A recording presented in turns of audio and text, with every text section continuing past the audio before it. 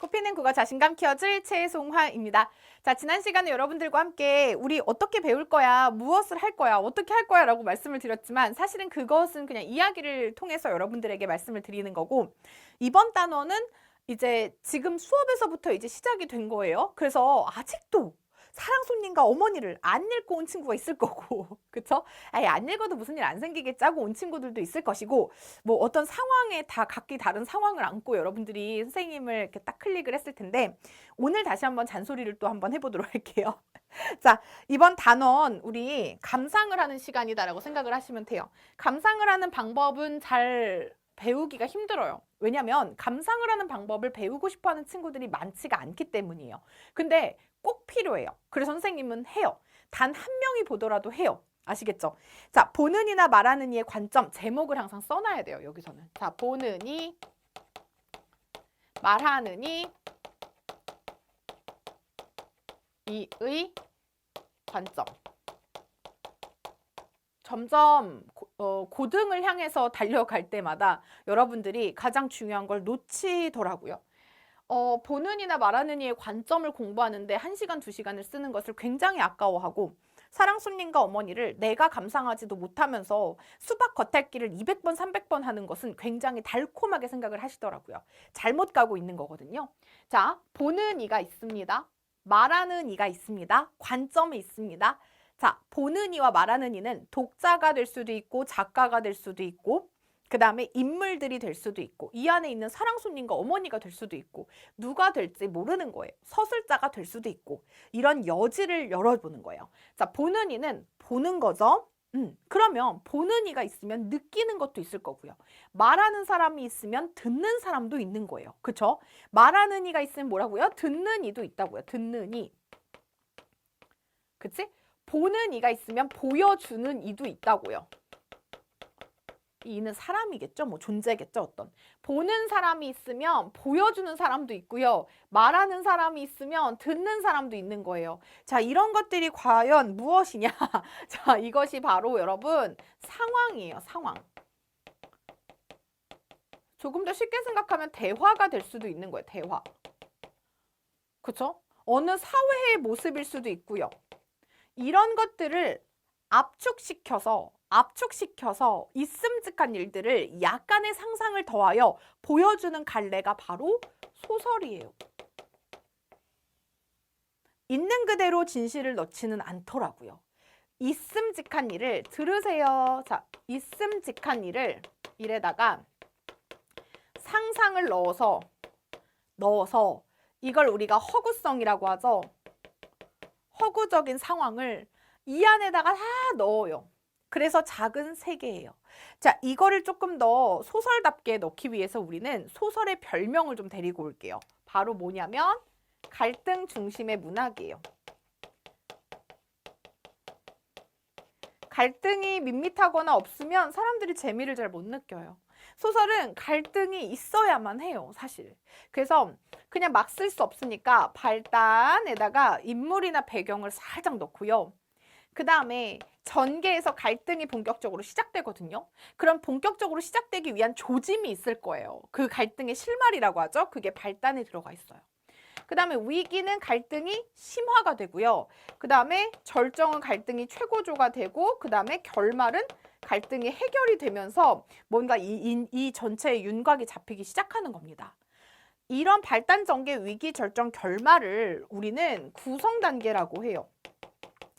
이 구성 단계의 흐름이거든요. 이렇게 가면서 이제 누가 겪느냐? 인물이 어떤 배경에서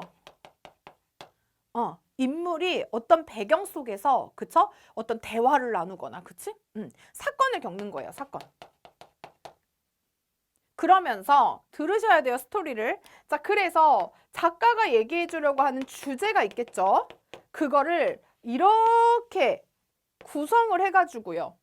작가만의 어떤 스타일, 문체라고 할 수도 있어요. 가는 거예요. 소설은 허구성이 있어요.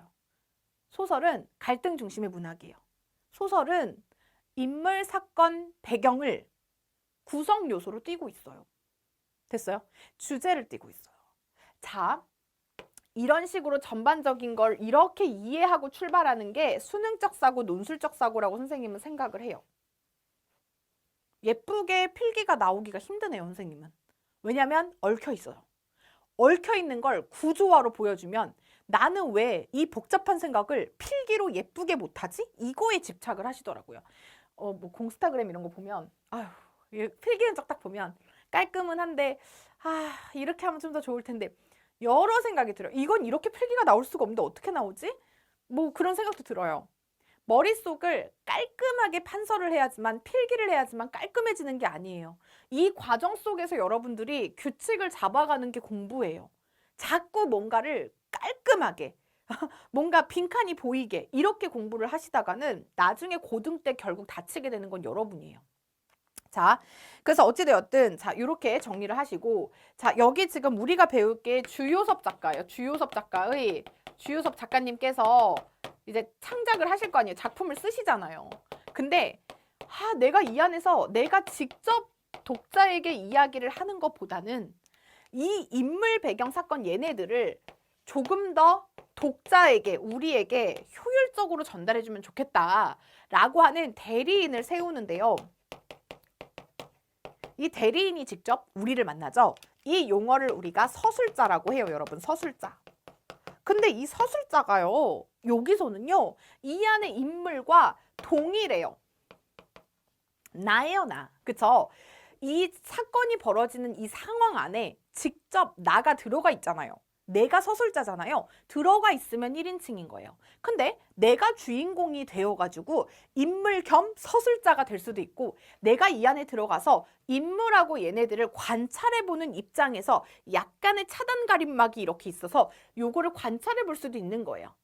근데 요거는 1인칭 관찰자 시점이거든요.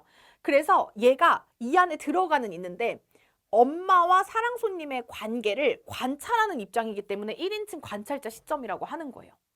뭔지 아시겠어요? 1인칭 관찰자 시점인 이유가 얘가 서술하는 애가 나가 어린 아이잖아요. 이 안에 들어가 있어, 작품 안에. 그러니까 1인칭이야. 나가 있으면 3인칭이에요. 1인칭이야. 근데 여기 있는데 내가 직접 이 안에 스토리에 등장은 하지만 여기서 주요 내용은 사랑손님과 어머니의 관계를 통해서 보여주는 거야. 나는 그래서 두 분의 속마음은 정확히 몰라. 얼굴이 빨개졌네? 우네? 웃네? 이런 건가? 나의 시선으로 보기는 해요. 그렇지만 이 안에서 지금 우리는 모르는 거예요. 얘는 정확히. 그거를 노린 거예요. 이 작가는 이렇게 보여주면 좋겠다. 너무 자유로운 사랑의 감정과 봉건적 윤리관 이런 것에서 갈등하는 어떤 사회적인 묵직한 느낌을 어린아이의 시선으로 가볍게 얘기하면 아는 사람들은 알 거고 모르는 사람은 그냥 슬쩍 사랑 이야기네, 이루어지지 못했네 이런 것만 보고 가니까 나는 이렇게 표현하고 싶어 라고 이야기를 하는 거예요. 의도를 표현하는 방식인 거예요. 이런 소설 수업 들어본 적 없죠? 잘 들어주세요. 자, 그래서 우리가 파악해야 될 게 뭐냐, 본건적인 게 뭔지 알아야 되잖아요. 찾아보세요. 봉건주의를 모르고는 알 수가 없어요. 근데 봉건주의 선생님이 알려주면 선생님 너무 완벽하게 다 설명해 주셨어 라고 하겠죠? 설명은 여러분이 여러분에게 하셔야 돼요.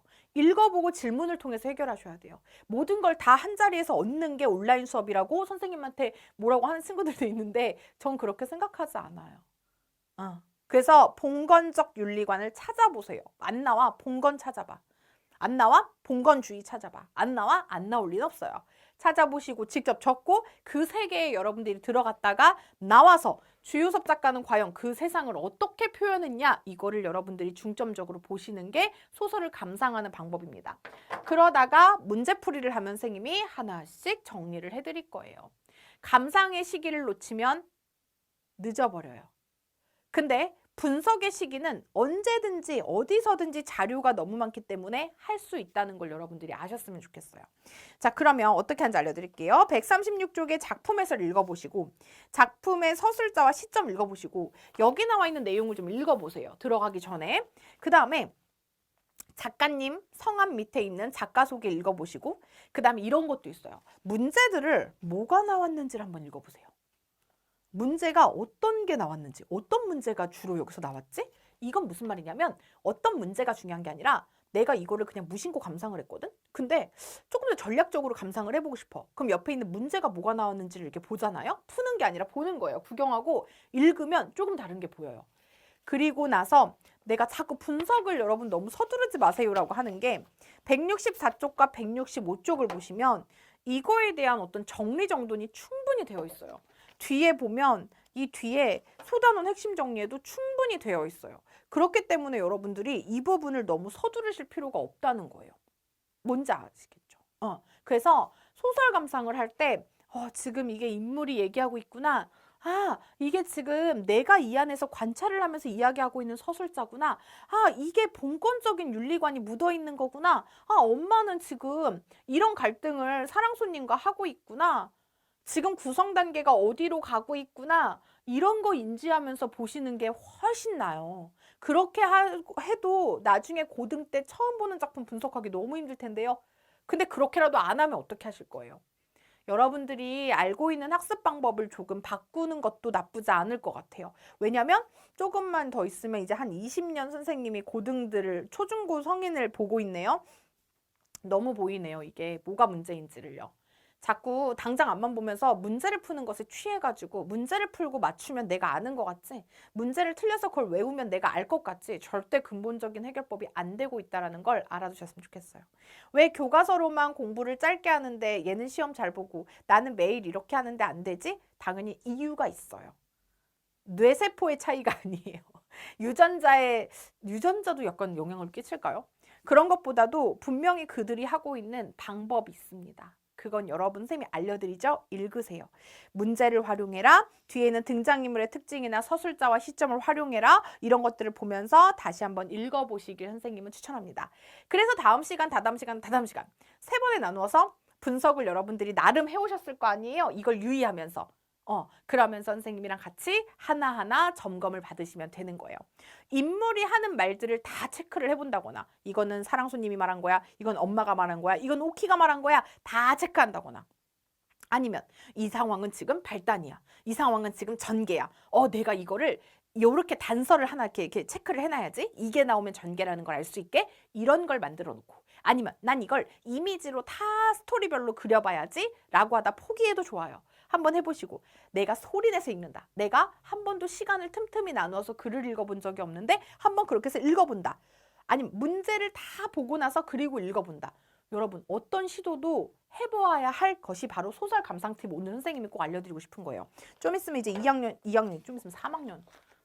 많이 남지 않았어요. 아시겠죠? 자, 이렇게 해서 여러분들과 소설 감상을 어떻게 해야 될지를 말씀을 드렸습니다. 와닿는 방법들로 한번 도전해 보시고 그런 것들을 과정을 찍어서 질문방에다 올려주시면 피드백 들어갑니다. 아시겠죠?